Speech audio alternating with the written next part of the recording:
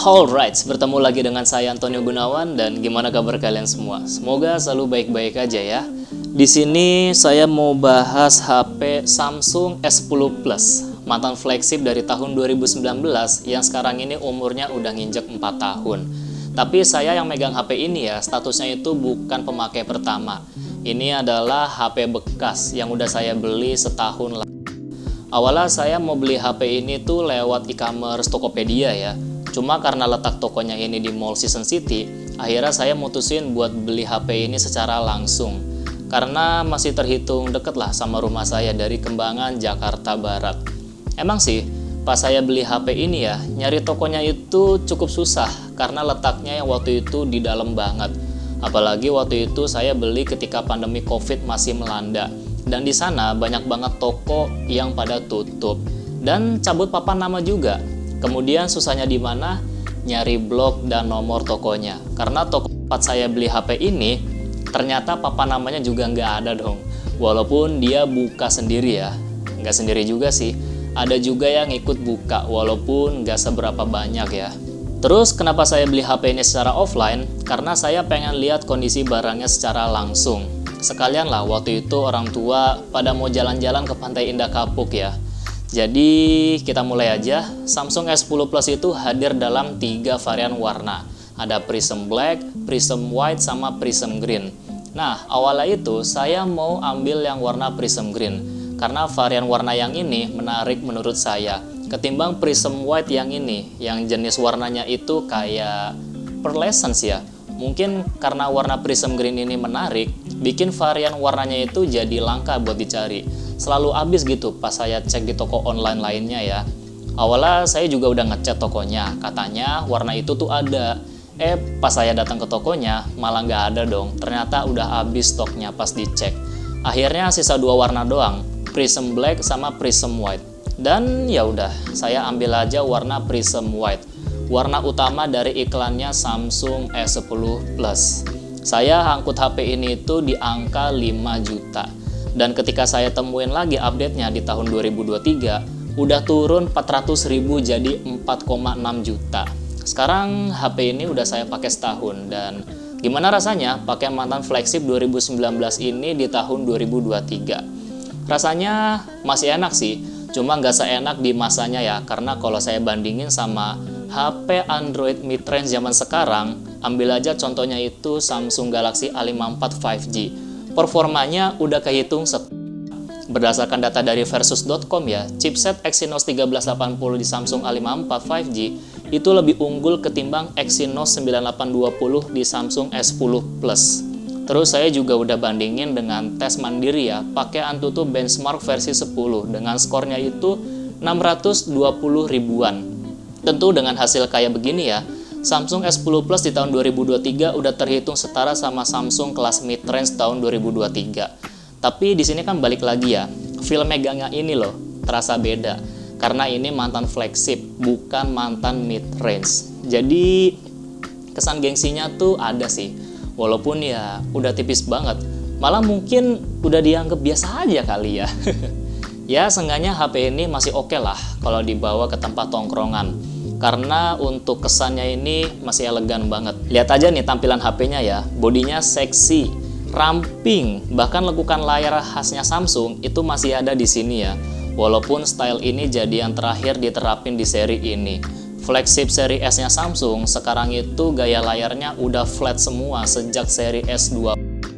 Oh ya, selain itu, bodi Samsung S10 Plus ini udah bisa glowing. Bukan udah bisa glowing karena pertama, bingkainya itu dari aluminium. Kedua, backdoornya ini pakai kaca yang dilapisin sama Corning Gorilla Glass 5. Karena saya ambil warna Prism White ya, impresi saya ini warna yang menarik juga sih ternyata. Karena putihnya ini ada efek mutiaranya, dimana kalau kena cahaya di bagian tertentu, ada manipulasi warna putih ke magenta.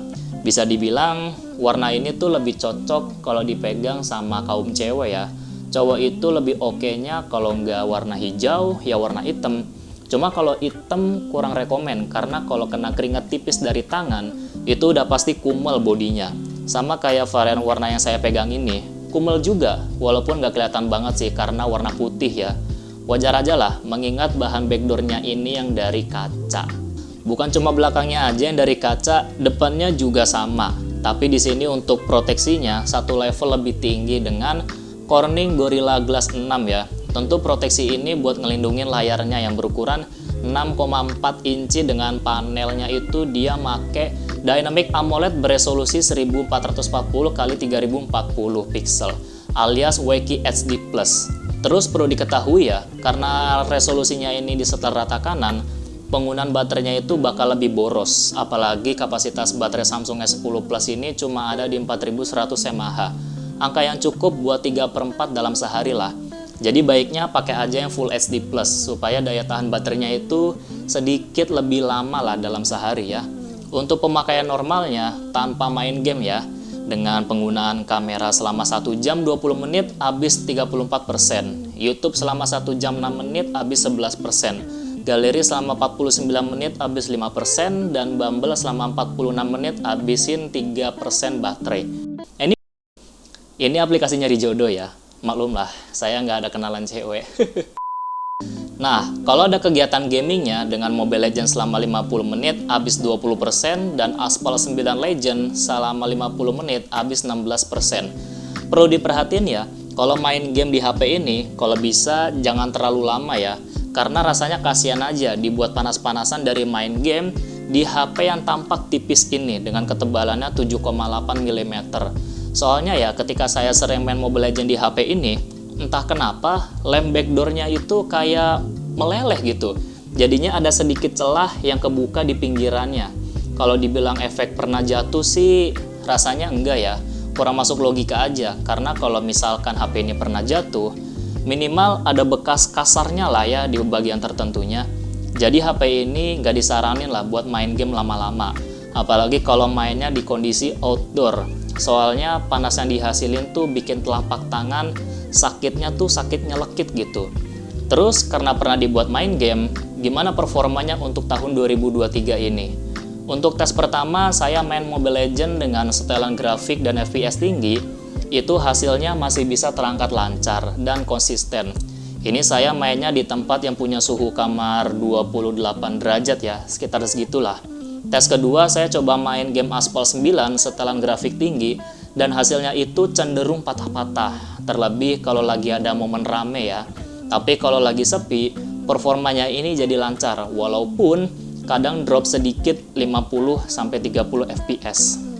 Kalau misalkan saya mau kasih nilai, saya bakal kasih nilainya itu 8/10 untuk keseluruhan performanya. Tentu sebuah performa yang masih terjaga kepantasannya ini ya, itu dikarenakan adanya update software. Nah, sayangnya Samsung S10 Plus ini udah nggak dapat update software karena jatahnya itu udah habis sampai 4 tahun doang.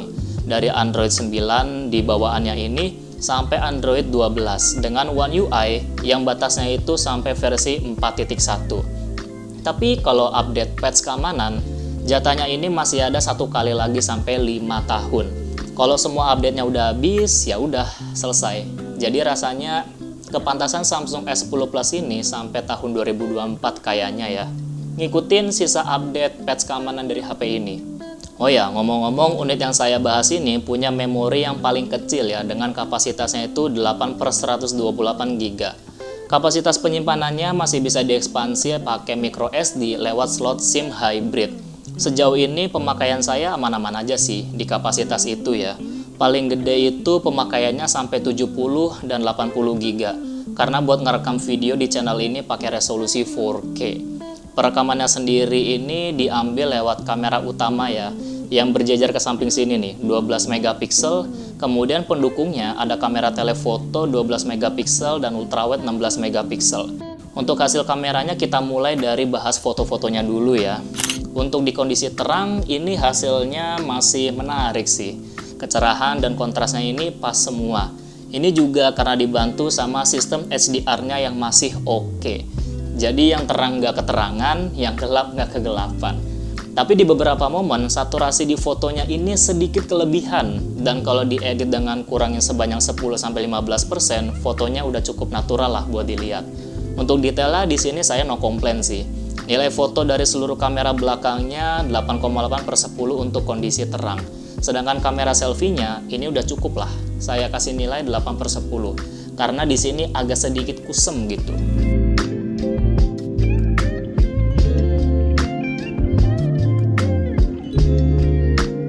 Terus beralih ke kondisi gelap. Hasilnya kalau tanpa night mode, saya udah suka banget sih karena detailnya ini dapet dengan noise yang hampir nggak kelihatan. Permainan exposure dan kecerahannya di sini seimbang. Tapi kalau di boosting pakai fitur night mode, buat saya kualitasnya agak over exposure sih. Jadi detailnya sedikit kurang crispy aja. Walaupun gitu, ini hasil night mode-nya terhitung masih pantas sih buat dipakai untuk memperbaiki hasil foto yang kurang cerah. Minusnya fitur ini, cara penggunaannya tuh agak ribet karena fiturnya baru muncul kalau sensornya selesai analisa lingkungan, dan ini agak lama prosesnya. Kadang-kadang itu harus di-trigger manual dulu. Dengan caranya itu kameranya ditutup-tutupin ya, biar fiturnya ini cepat muncul gitu. Untuk nilai foto dari seluruh kamera belakangnya di kondisi gelap 8,5/10. Sedangkan kamera selfie-nya saya harus kasih nilai 6,3/10. Dikarenakan hasilnya tuh lebih kusem daripada kondisi terang. Untuk segi perekamannya, Samsung S10 Plus bisa ngerekam video sampai resolusi 4K 60 fps baik di kamera utama atau kamera selfie. Cuma kalau pakai setelan ini, fitur OIS jadi nggak bisa aktif. Sebagai gantinya bisa pakai fitur Super Steady. Tapi ya, fitur ini berlaku untuk kamera utama aja. Hasilnya sendiri bener, emang bikin video jadi stabil. Cuma resolusinya hanya di Full HD 30 fps saja. Udah gitu sistem stabilisasinya tuh kayak fitur Warp Stabilizer di Adobe Premiere. Jadi gambarnya kayak melar gitu di sisi atas, bawah, dan samping kiri kanannya. Daripada gitu, mendingan sih pakai 4K atau 1080p dengan 30 fps saja ya. Karena OIS-nya udah pasti aktif.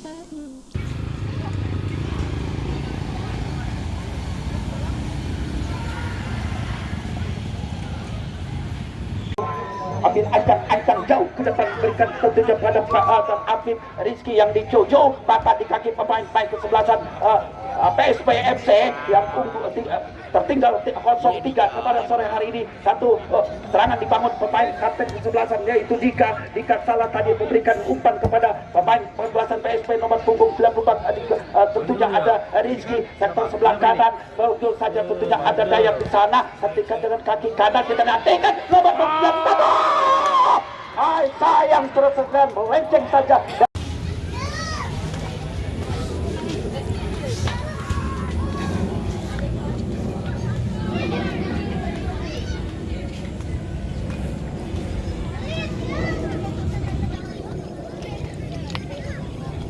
Ya, kasihan bolanya malah jauh. Kasihan banget.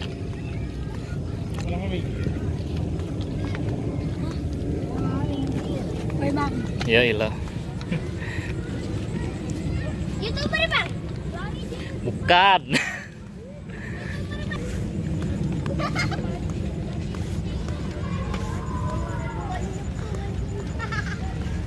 Ada musola.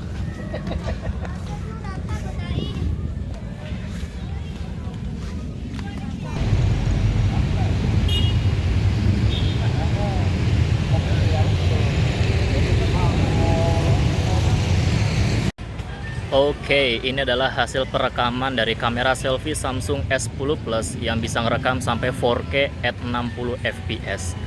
Karena setelan resolusi itu, OIS dari kamera selfie ini nggak aktif ya. Cuma aktif kalau di Full HD 30 sama UHD 30 fps. Sisanya berarti kalau 60 fps itu nggak bisa ya. Ini kualitasnya masih terbaik banget sih di tahun 2023 ini ya. Cuma kamera ini tuh bakalan kusem hasilnya kalau dipakai di kondisi yang kurang cahaya malam hari. Menuju malam hari juga iya sih, karena kondisinya emang kurang nangkep gitu untuk cahayanya ya. Jadi gimana menurut kalian hasil rekamannya? Silahkan tulis di kolom komentar. Sedikit tambahan, jadi kamera selfie di HP ini tuh ada dua ya.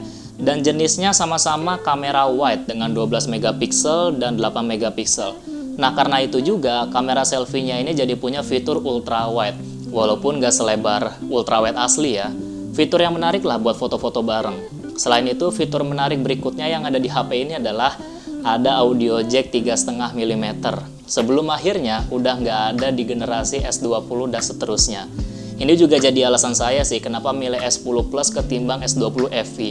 Sepele banget ya, rela dapetin audio jack doang daripada dapetin spek mesin dan layar yang hitungannya itu lebih worth it untuk 2 tahun lagi. Ya bisa begitu, soalnya saya masih suka dengerin musik pakai earphone kabel. Karena saya mau beli TWS, budgetnya kayak lumayan gitu ya. Kalau mau dapetin kualitas yang bagus, ya harganya memang harus segitu. Kalau beli di harga 100-200 ribuan, kualitas suaranya cuma seadanya aja. Jadi ya begitulah ya. Terus karena dulunya ini adalah flagship, udah pasti dia bisa diceburin ke air karena ada sertifikasi IP68. Cuma mengingat backdoornya ini udah nggak rapet ya, saya agak ragu gitu buat testingnya. Lagian ngapain juga sih ya HP diceburin dengan sengaja gitu. Fitur ini kan dibuat untuk proteksi ketidaksengajaan aja kan. Jadi gimana? Apakah Samsung S10 Plus ini masih worth it di tahun 2023 dengan harga 4,6 juta? Jawabannya tergantung. Kalau kualitas kamera adalah faktor penentunya, Samsung S10 Plus masih layak buat diambil. Dengan catatan, untuk waktu yang gak lama ya, karena pastinya kualitas kamera HP lain dari waktu ke waktu itu bakal meningkat juga. Tapi kalau ngarep performanya, karena ini adalah mantan flagship, baiknya jangan deh ya, jangan. Ambil aja HP Android yang baru dengan harga segitu. Syukur-syukur kalau punya budget yang lebih, ambil aja HP dengan spek yang lebih di atasnya lagi. Contohnya kayak Poco F5, yang sebentar lagi itu mau rilis di Indonesia ya. Harganya diprediksi 5 jutaan. Malah mungkin HP-nya sekarang udah rilis sih ya, kalau misalkan kalian baru nonton video ini. Pada intinya, semakin tua flagship, spesifikasinya bakal makin uzur juga, meskipun itu iPhone ya. Dikarenakan ada pembaruan teknologi yang diterapin lewat HP baru.